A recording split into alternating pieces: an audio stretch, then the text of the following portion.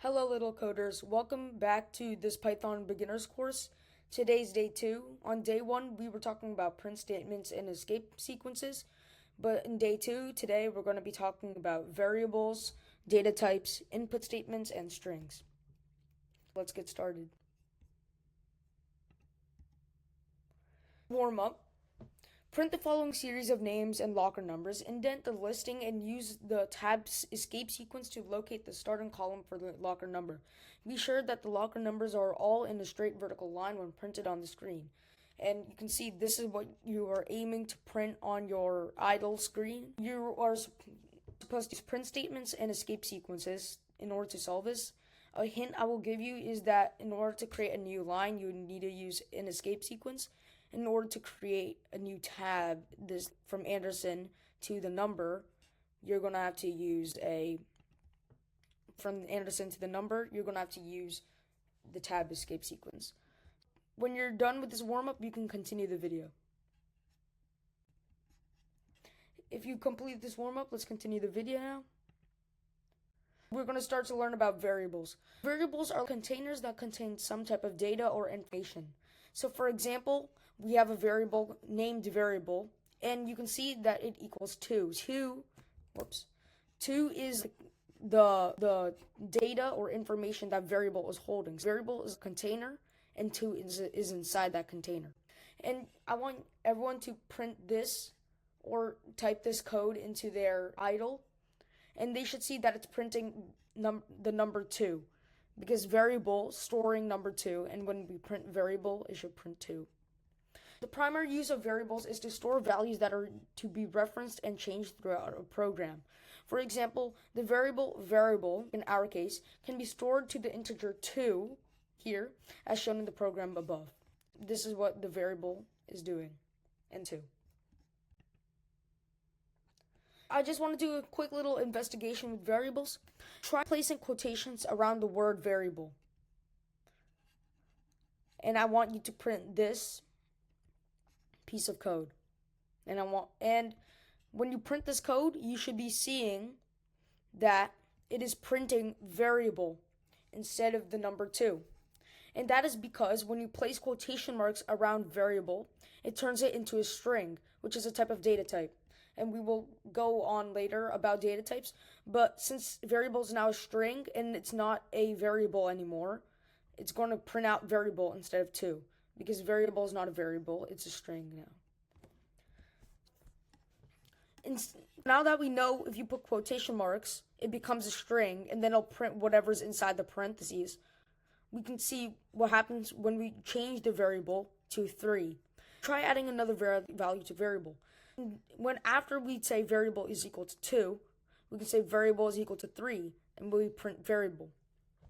You should when you type this into your Python idle, what you should be seeing is that when you print variable, it should print the number 3 instead of 2. And that's because when we add this additional statement after variable equals 2, it updates the value of variable to 3. And because Python will always take the latest value. And since we said variable equals 3, after variable equals 2, it updated from 2 to 3, which is why it's going to print 3. And it's going to permanently delete this. It's going to permanently forget variable equaling 2. And it's going to say that variable is equal to 3. That was our quick investigation. Let's move on. Now we're going to move on to data types, which was what I was saying before about strings. There are many types of data types, but the 4 main ones that I want you to remember are integers, floats, strings, and Booleans, which are the data types which are mainly used amongst all of them. Int is representing integer, and it stores any integer value, such as 1, -5, negative numbers, 29, or 100, all integer values, which are just numbers, essentially. And from the example before with 2 and 3, they're both integers, because they're both numbers. However, what if you want to store decimal values? That's where float comes in. Float stores any decimal value, such as 1.2, 3.0, or -2.5, or any negative decimal values.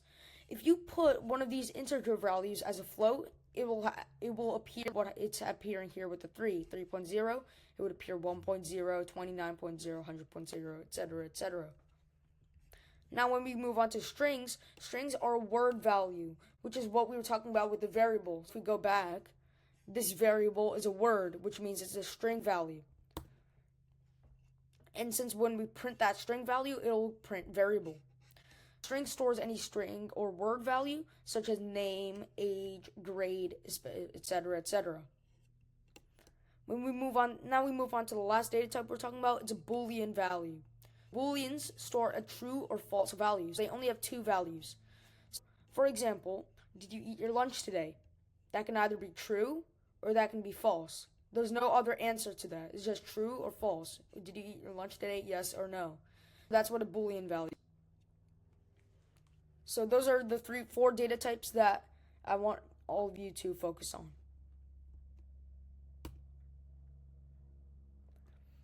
Now we're gonna look at variables combined with print statements from what we did on day one. So we're basically adding variables to what we learned on day one. To integrate variables into print statements, separate them using commas with other content. For example, name equals Bob. Bob is a string because we learned that strings are always around quotation marks and there are word values. Since Bob is a word, it's a string value. Age equals 20. Since 20 is a number and there's no decimal point here, we know it's an integer value. Bob is string, 20 is an integer. Name equals Bob is stored under name and 20 is stored under age. Now when we print name, comma, is age, years old, it prints out Bob is 20 years old, and I'll explain why. When we take name, we will go to the name variable, and we see that Bob is stored in name. So instead of printing name, we're going to store the value that it's representing, which is Bob in this case. So it will print Bob, what it says here. Then we go on to this. Since it's an is, it's a string, it's going to print exactly how it's here. From the variable investigation that we were looking at, there's quotation marks around it, so it's going to print is. And we always separate them with commas, by the way. When we're talking about strings and variables, we always separate them with commas. Now when we go to age, we can see that age is equal to 20, so it'll print 20. And then we finally go here, which is the quotation marks, and then it has years old. When Python sees this comma, it knows to immediately exit out of name and then go to the next thing. Let's say if this comma wasn't here, it'd get confused because name and is are not a part of that same variable. So it's going to get confused and it might give an error. So that's why we should give commas to tell Python that you should move out of the variable and then into this string. That is print statements. So here's a quick assignment that you guys can do. Store any size in the variable size. It must be in the variable size. And then color in the variable color. And animal in the variable animal. And then print out a statement with the formatting as shown below. The small brown dog. Very similarly, how we did this example, where Bob is stored under the variable name. 20 is stored under the variable age. And then we print Bob is 20 years old. We're doing the same thing here, but instead of age and name, we're doing size, which is small, color, which is brown, and then animal, which is dog. When you finish, you can pause the video, and when you finish this assignment, you can move on to the rest of the video. Hopefully you finished this assignment, and now you're comfortable with variables and data types. Let's move on to, you can take a little break if you want, because there is a lot of content here, and you should always leave yourself a little break, just to give your brain a break. And here, we're going to talk about input statements. You can ask the user for a string value using this syntax. String is our variable, what we learned just now. And then using this syntax, using this word input, instead of print, you know how print takes whatever's inside the parentheses and quotation marks and it'll display it onto the screen. Input will will take whatever's inside the quotation marks, and it will ask the user for a value. Since this is an input syntax, Python is asking us, what string value do you want? So enter a string, essentially. And when we enter, so I want everyone to type this into their Python idle.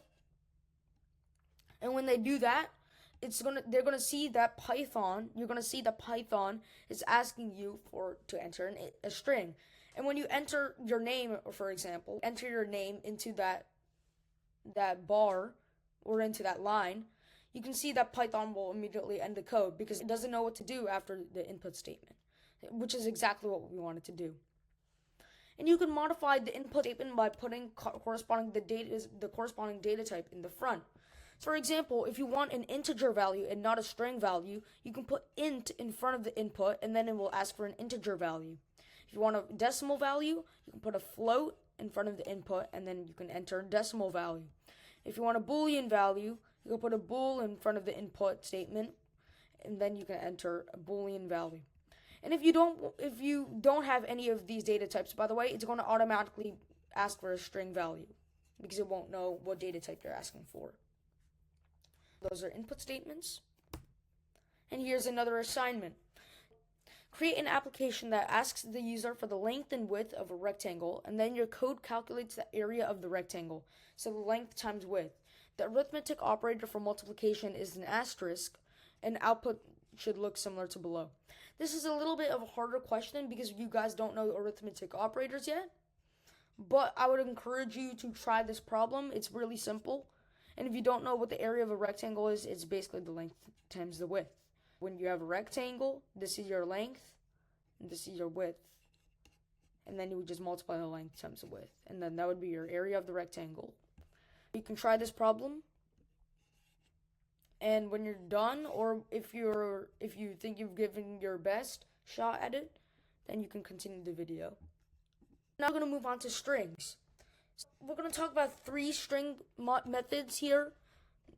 There's a lot more, of course, and you can explore that in your own time, but for the sake of time here, I'm just going to talk about 3, and these 3 are pretty interchangeable with the rest of the modifiers. So, yep, let's move on. This variable code has the string Python in it. Since we know there's quotation marks around it, and there's a word, if there's a word value, it's a string. We know this is a string value, and that's why we know we can do these modifiers on it. Python is our string, code is our variable storing it. Now we're going to move on to the methods. .upper makes all the characters uppercase. I want everyone to put this piece of code into their, including this, by the way, put code equals Python, and then after code equals Python, print code.upper. And then what you should be seeing is every single character in Python is going to be capitalized. So P will be capitalized, Y will be capitalized, T will become capitalized, H will become capitalized, so on and so forth. Everything will become uppercase. When we move on to .find, it locates the position of the nearest character. When we see code.find Y, I want you to delete code.upper, by the way. And then instead of print code.upper, print code.find.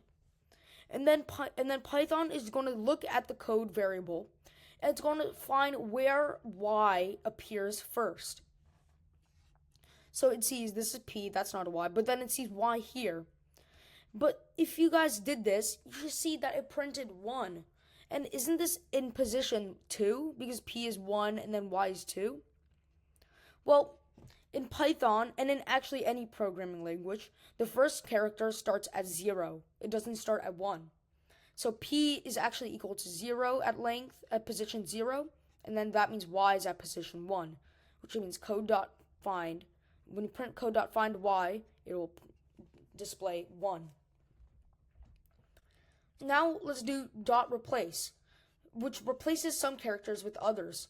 When we print code.replace, delete the print code.find snippet of code, and now instead put print code.replace Y and E, both in quotation marks, and do it exactly as it says here. Don't skip out anything because every single character here means something to Python. So you have to include everything.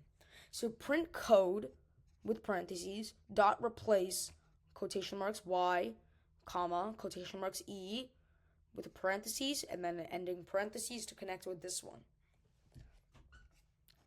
When you guys print this out, you should see instead of Python, it'll say Python with an E instead of the Y.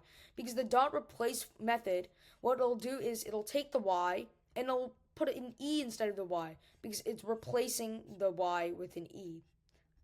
So it'll say Python with an E instead of a Y. Those are all the strings methods. We're going to move on to the last assignment of today. Exercise 1, replace the word for with the number 4 in the string sentence below. Python for beginners.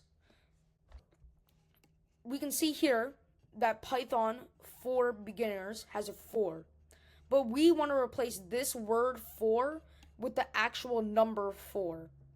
So since 4 is an integer, you can also use it as a string, but here you probably want to use it as a string with quotation marks around it just to make it easier because you're not allowed to use integers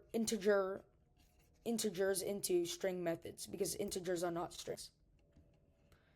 You do Python for beginners. That's the first assignment. And then here, ask the user to enter their first name and last name using input statements because that's the only way you would do it. You can't use print statements for that. Then add quotation marks, period, in between them, and add an @gmail.com at the end of it. Print the final result. So your output should look similar to this. Enter your first name with an input statement. Let's say their name is Christopher Robin. They'll enter their first name in, Christopher. And then when you click on enter, it will say this. It should say this in an input statement. Enter your last name. And then you can type in Robin. And then you should always click on enter after you're done inputting because Python is asking you, and after Python asks you and you answer, you should always click on enter or else Python doesn't know to continue. And then it'll say Christopher dot, because you should have a period in between, Robin @gmail.com. You can use input statements for this, and you should also use variables to equal the input statements. That's it for this day. I hope you learned from this day, and this is just the fundamentals of this. Input statements and variables are really important for what we're going to do in the future. Strings methods you're not going to need to know as much, but I would highly encourage you to remember it because it will most probably be important for you and for your learning. That's day 2. Hope you enjoyed and happy coding.